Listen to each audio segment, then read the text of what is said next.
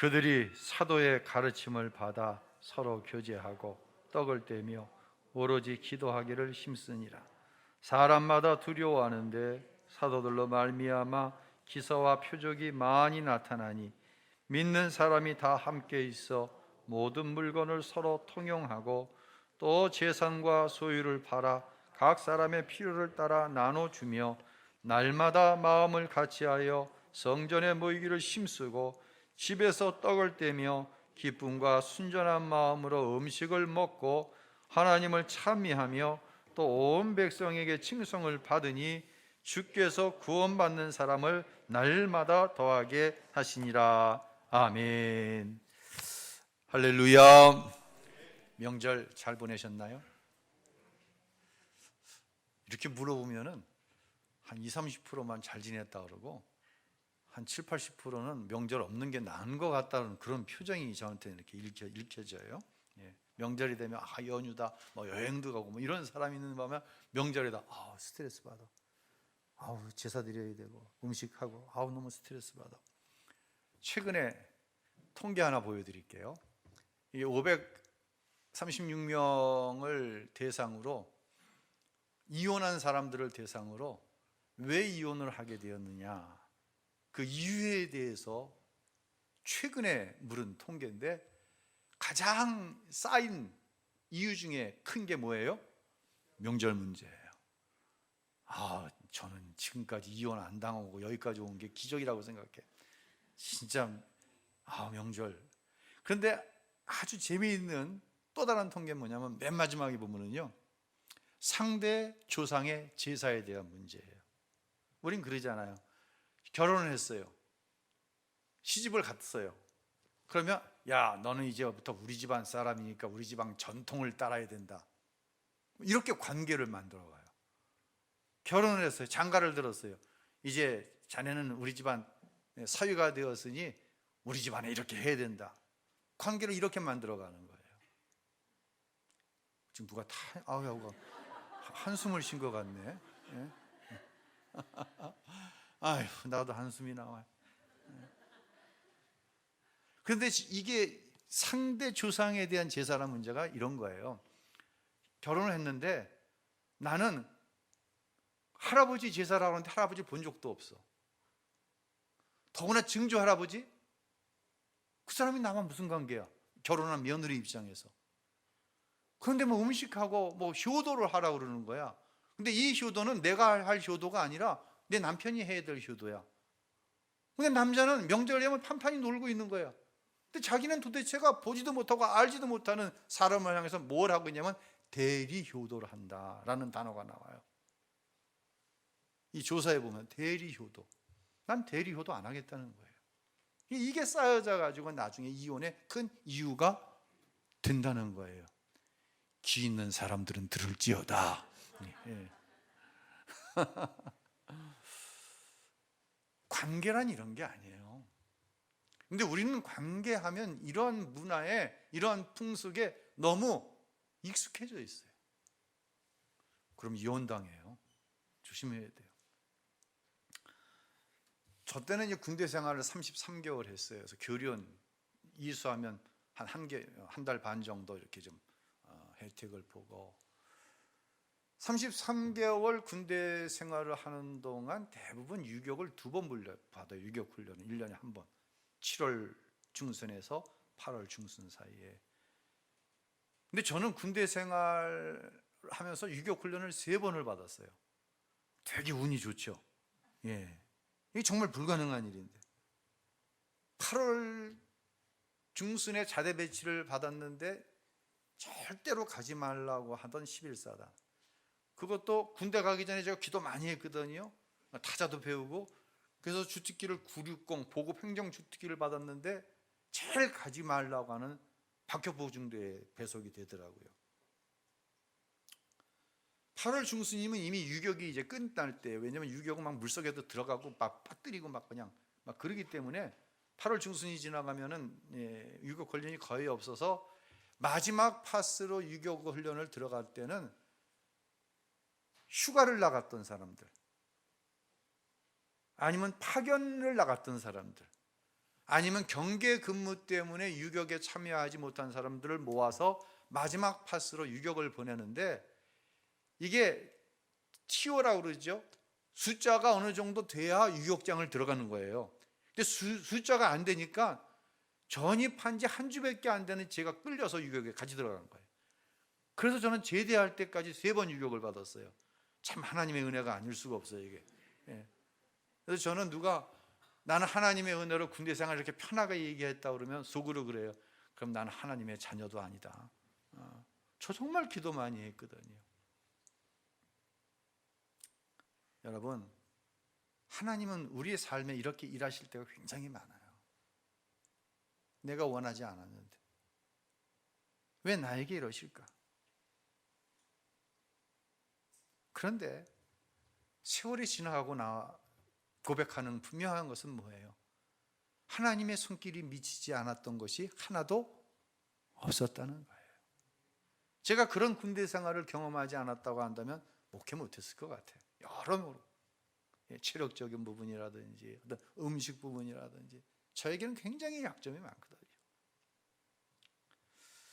이 논산훈련소에서 제가 4주 훈련을 받았는데 유격 훈련은 급이 달라요. 이 짧은 일주일 동안 조교나 교관과 어떤 인격적인 관계를 맺는다, 이건 기대 자체를 하지 말아야 돼요. 이 훈련소의 조교나 교관은 관계를 맺는 상대가 아니라 병사를 최고의 전투력을 가지게 하는 일에 최선을 다하는 사람이에요. 인격적이지 않아요. 정말 비인간적이가 이럴 데가 없어요. 모자를 썼는데 왜 이렇게 눌러 쓰는지 모르게 눈이 살짝 보이는데 잡아먹을 것 같았고 로봇 같았고. 자, 그렇게 훈련소에서 4주 유격 1주 훈련을 받고 나면 공통점이 뭐냐면 퇴소하는 병사들을 격려하고 환송하는 행사를 이 조교와 교관들이 해요. 양길 옆에 쫙 도요를 하고 서서 막 이렇게 박수를 쳐줍니다. 격려해 주는 거예요. 근데 어떤 조교나 교관은 울면서 환송을 해주는 사람이 있어요. 아니, 한 주간 훈련 받았는데 뭐 울음까지 나오나? 근데 재밌는 게 뭔지 아세요? 그렇게 비인간적으로, 군대 생활로 말하면 굴린다고 얘기하죠. 그렇게 굴리던, 그렇게 인격적이지 않던 그 조교와 교관들이 대부분 우는 사람들이 보면 눈물을 흘리는 사람들, 그 사람들이에요. 우리가 관계에 대해서 잘 생각을 해야 돼요.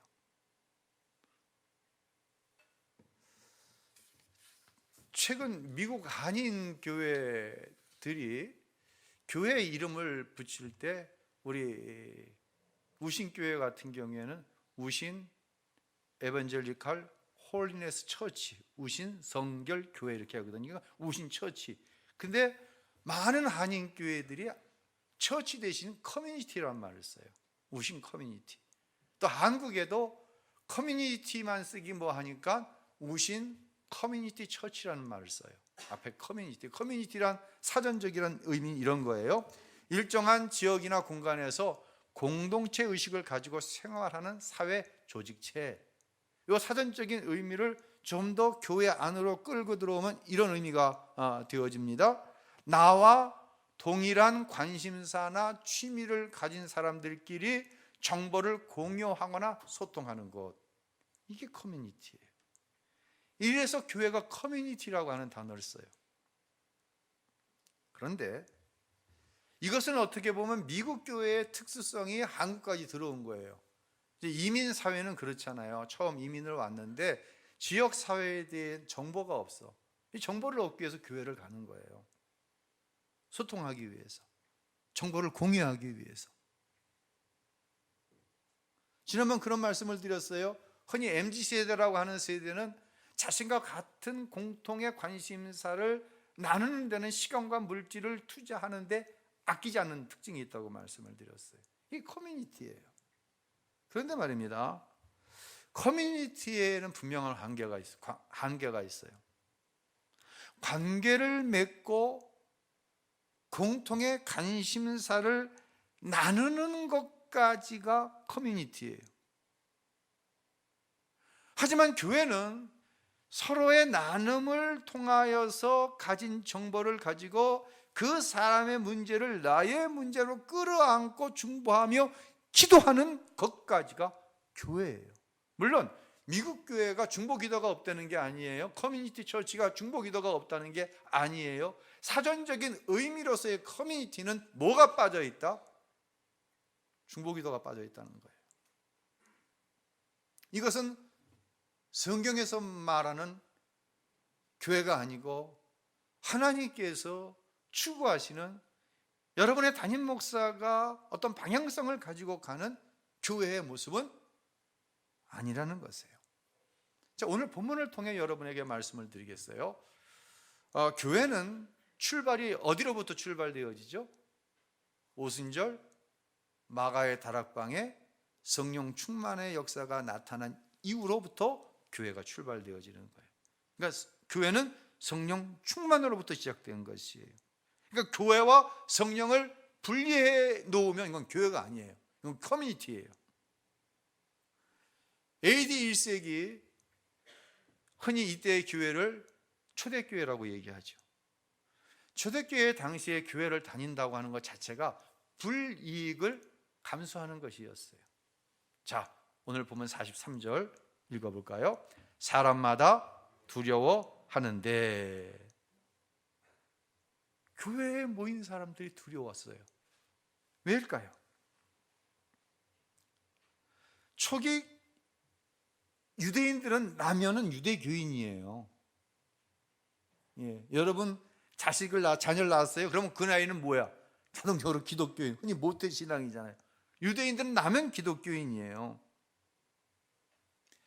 이 초기 초대교회의 교인들의 구성원의 대부분은 누구였냐면 디아스포라였어요. 디아스포라라는 것은 유대인인데 어떠한 이유로 인해서 외국에 나가 살게 돼 있어요.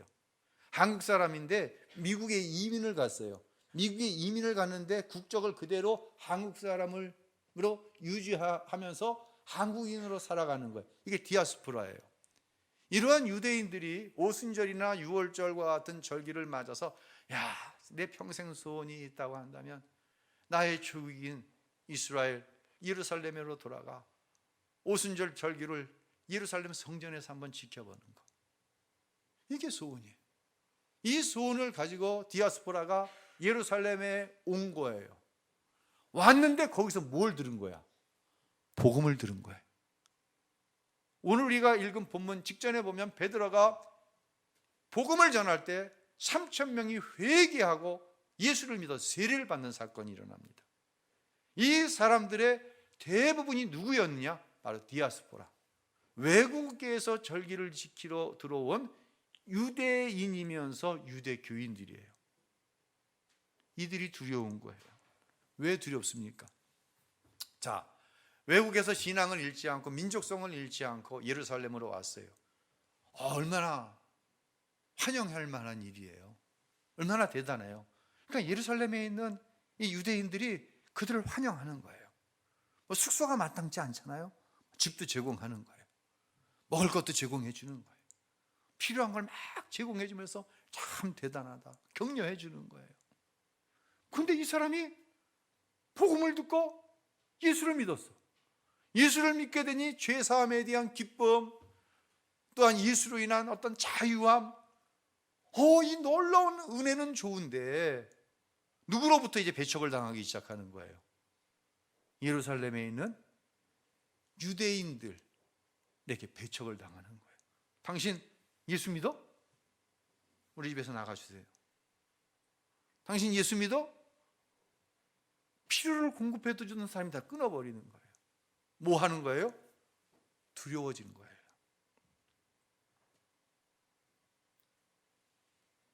그런데 두려운데 사도들을 통해서 지사와 뭐가 일어난다? 표적이 일어나는 거예요. 자, 44절 45절 한번 읽어보겠습니다. 시작. 믿는 사람이 다 함께 있어 모든 물건을 서로 통용하고 또 재산과 소유를 팔아 각 사람의 필요를 따라 나눠주며, 나눠보세요. 이 느낌을 여러분이 제가 전제로 해놓은 이 디아스포라 기독교인들에 대한 생각을 한번 넣어보는 거예요. 잘못 가리키는 사람들은요, 교회가 이 사도행전 2장 44절 45절이 공산주의의 출발점이라고 얘기합니다. 부자는 자기 자산 다 팔아가지고 나눠오면 가장 가난한 사람들에게 공평하게 나눠준다. 공산주의. 그 의미가 아니에요. 이거는 디아스포라 유대인이 개종을 해서 교회에 들어왔는데 모든 필요를 차단당했어요. 두려운 거예요. 이들에게 자기의 재산을 팔아가지고 그들의 필요를 어떻게 해요? 공급해줬다는 얘기예요.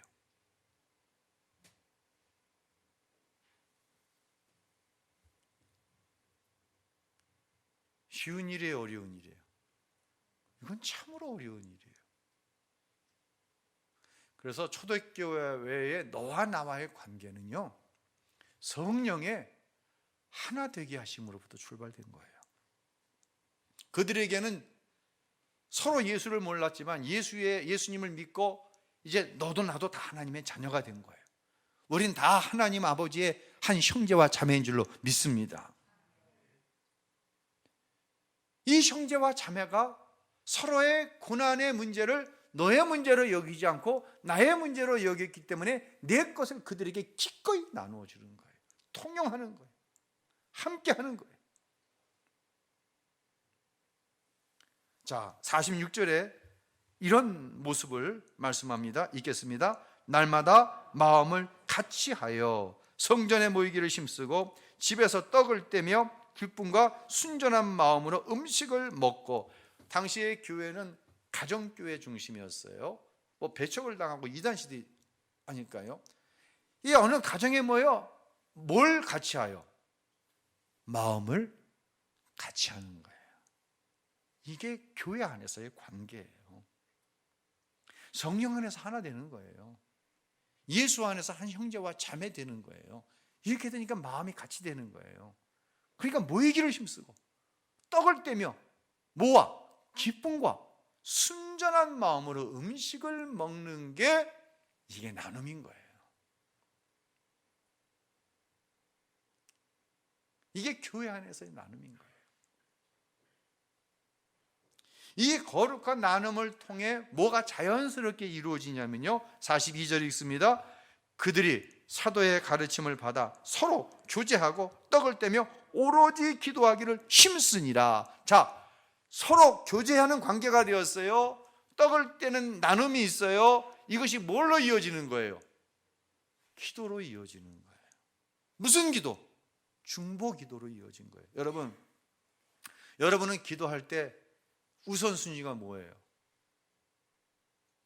딱 기도 시작했어요. 하나님 아버지 감사합니다. 그리고 하나님께 뭔가를 구합니다. 구할 때 우선순위가 뭐예요? 내 자식, 내 가정, 물질, 건강. 초대교회는 그러지 않았어요. 초대교회는 두려움 가운데 있는 디아스포라를 위해서 기도해 준 거예요. 중보 기도인 거예요. 우리가 성령 안에서 관계를 맺고 성령 안에서 나눔을 가지면 그때부터 기도가 달라지는 거예요. 우리의 기도의 가장 우선순위는 누구예요? 가장 육체적으로, 정신적으로, 영적으로 어려움을 당하는 지체가 내 최우선의 기도의 제목이 되는 거예요.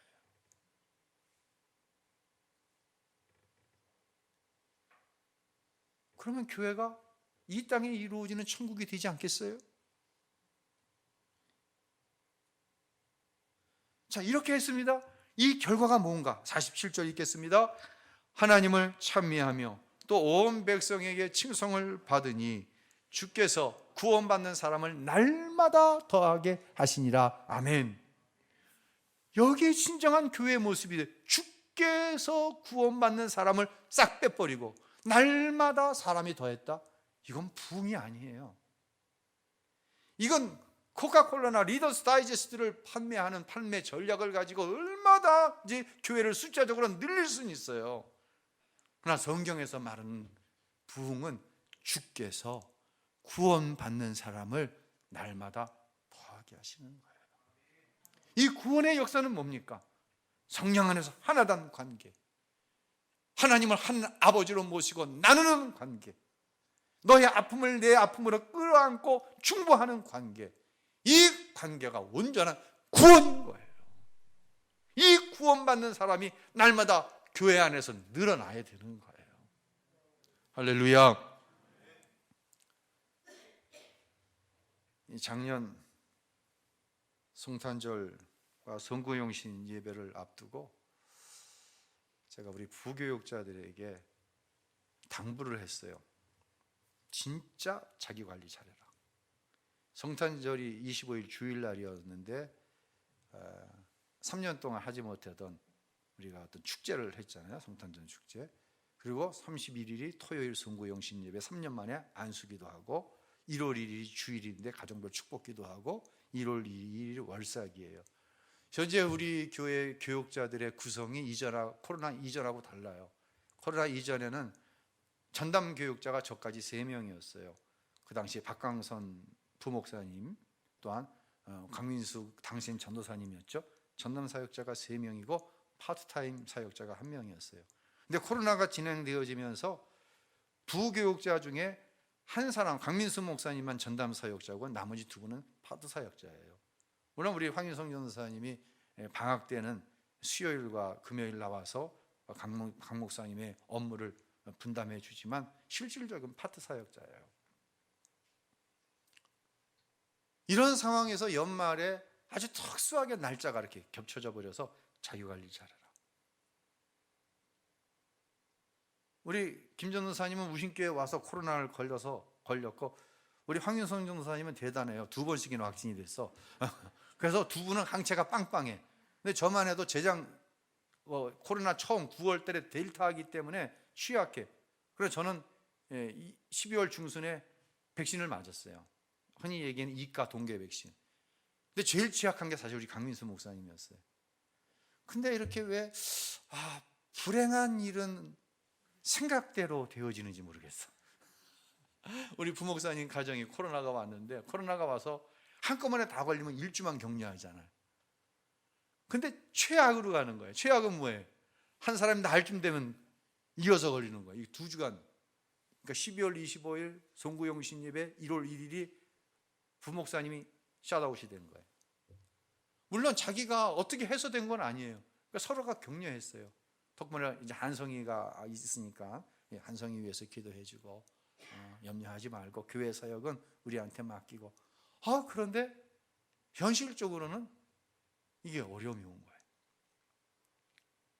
거기다가 제가 계산을 잘못한 게 있어요. 뭐냐면 백신을 맞고 2주 후에 가장 항체가 강력하다며요. 그래서 제가 12월 중순에 딱 이가 동계 백신을 맞은 거거든요. 그래서 제 계산으로는 한 3일 정도 몸살, 예전 백신 맞았던 것처럼 몸살 앓으면 나머지 날은 괜찮겠지. 웬걸? 한 2, 3일은 멀쩡한데 이게 시간이 갈수록 안 좋아지는 거예요. 제가 코로나 델타 출신이잖아요, 이래봬도. 예. 근데 그때 델타 걸렸을 때 후유증이 그대로 나타나는 거예요. 거기다가 이제 사무총회를 아무래도 신경 쓰이잖아요. 사무총회는 항상. 그러니까 체력적으로,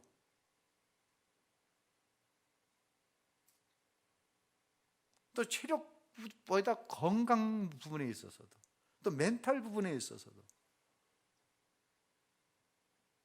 이게 최악의 상태에서 지금 성구용신을 향해 가는 거예요. 정말 이 계획대로 되는 게 없는 거예요. 그러면서 이제 12월 마지막 수요 예배 12월 28일을 맞이하게 됐어요. 황윤성 전도사님께서 그날 예배를 인도해 주셨는데, 수요 예배 설교가 끝나면 중보기도 하거든요. 제가 부탁한 것도 아닌데 담임 목사님을 위해서 기도해 주십시오 그러는 거예요. 그러면서 정확하게 찝는 거예요. 12월 31일 날 성구용신 예배와 축복 기도를 하셔야 되고, 다음 날 신년 감사 예배와 가정별 축복 기도를 하셔야 되고, 그 다음 날 월삭 기도회를 감당하셔야 되는데, 담임 목사님의 영육 간의 강건함을 위해서 기도해 주세요. 제가 시킨 게 아니에요. 근데 평상시에 교육자들의 나눔이 있었던 거예요. 그러니까 전도사님이 정확하게 담임 목사의 약함을 아는 거예요. 지금 무엇을 위해서 기도해야 되는지를 아는 거예요. 이게 나눔이에요. 그런데 여전히 제 육체적인 연약함, 건강, 멘탈의 문제, 영적으로 눌림, 송구영신까지 그대로 가는 거예요. 송구영신 예배가 밤 9시에 시작해서 밤 12시 반에 끝났어요. 3시간 반 동안 진행이 됐어요. 집에 가서 잠깐 잠만 자고 나와서 10년 감사 예배와 가정별 축복기도, 가정별 축복기도는 가족들이 다 와서 일일이 기도의 제목을 다 듣고 그리고 대화도 나누고 기도해 주는 게 오후 6시까지 진행이 됐어요. 다음날 월사 기도회. 그런데 놀라운 하나님의 은혜가 있었어요. 정말 송구영신 예배 때 여러 번 안수하는데요, 그 육체의 어떤 무기력함, 건강의 연약함은 사라지고 새털처럼 가벼운 거예요. 몸이.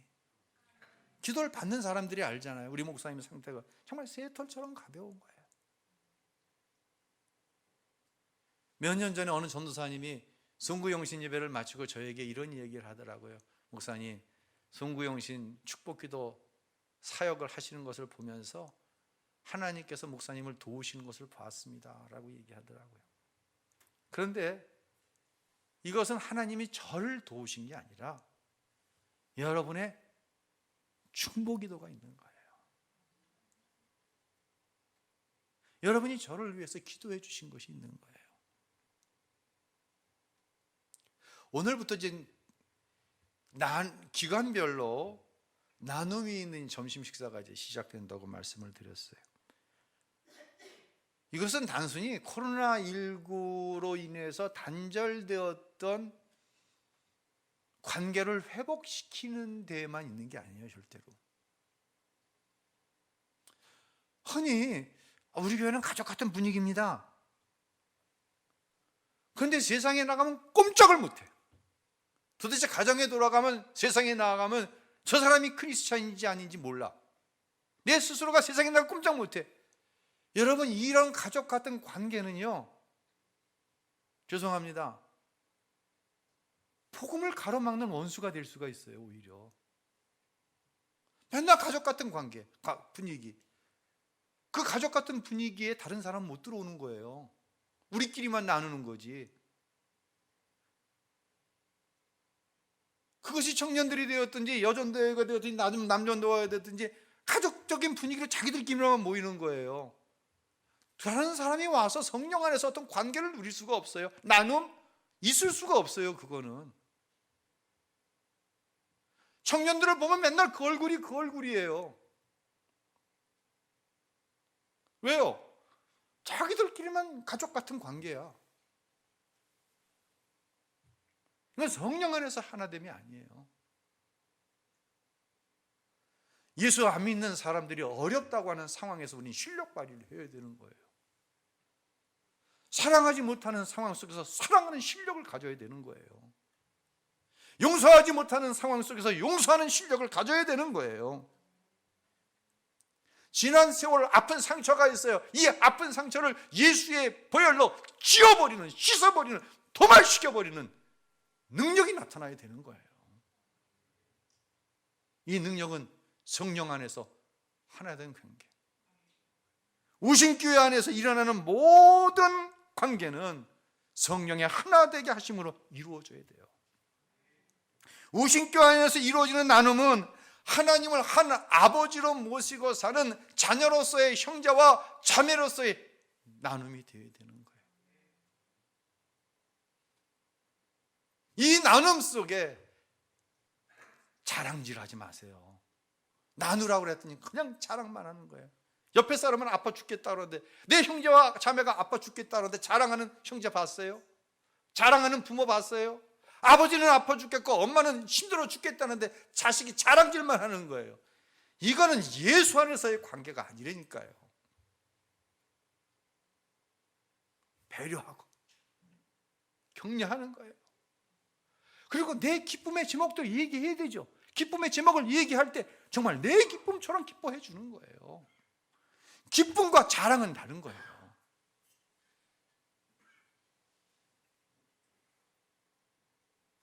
우리가 코로나19가 어느 정도 완화되어진 이 상황에서 오후 예배를, 식사 교제를 아까도 말씀드렸던 것처럼 될 상황보다도 안 될 상황이 더 많음에도 불구하고 오직 성령의 도우심을 구하며 나아가는 이유는 이제는 더 이상 늦출 수가 없기 때문이에요. 교회가 교회 되어야 되고, 성도가 성도 되어야 되고, 할렐루야. 우리의 관계가 하나님 아버지를 모신 정말 형제와 자매의 관계가 되는 속에서 나눔이 이루어지고 중보 기도회가 이루어질 때 그 중보 기도는 앞에 한 단어가 붙어요. 사랑의 중보 기도. 할렐루야. 그냥 의례적으로 하고, 목사님이 그냥 우선적으로 어려움 당하는 성도들 위해서 기도하라니까 기도해야지, 이건 며칠 못 가요. 무슨 중보 기도? 사랑의 중보 기도. 사랑의 중보 기도는 하늘과 땅을 움직이는 능력이 나타나는 거예요. 이게 교회예요. 이 교회는 부흥할 수밖에 없어요. 지금도 얼마나 많은 흔히 얘기하는 가난한 신자들, 교회를 정하지 않고 교회를 떠나서 인터넷으로 이 교회 저 교회에 끼웃거리는 사람들이 30% 이상이에요. 교회가 하나님이 원하시는 이 방향으로 나아가지 않으면 우신교회도 언제 무너질지 몰라요. 아니, 이미 무너지고 있어요. 여러분을 축복하고 함께 기도하길 원하는 것은, 어떤 사람이라도 우신교회에 들어왔을 때 성령 안에서 하나 되는 관계가 이루어지고 형제와 자매의 나눔이 있고 서로의 아픔과 기쁨을, 내 아픔과 기쁨을 끌어안고 기도해 줄 때 하나님의 역사가 초대교회처럼 나타납니다. 이건 2000년 전에 있었던 일이 아니라 지금도 이어지는 역사예요. 왜요? 누구의 역사니까? 성령의 역사니까. 할렐루야. 그런 은혜의 역사가 오후 예배를 어려운 상황 속에서 시작되어지지만 성령의 인도하심을 구하는 여러분 가운데, 우리 모두가 사랑하는 우리 우신교회 가운데 꼭 있게 되시기를 예수님의 이름으로 축원합니다.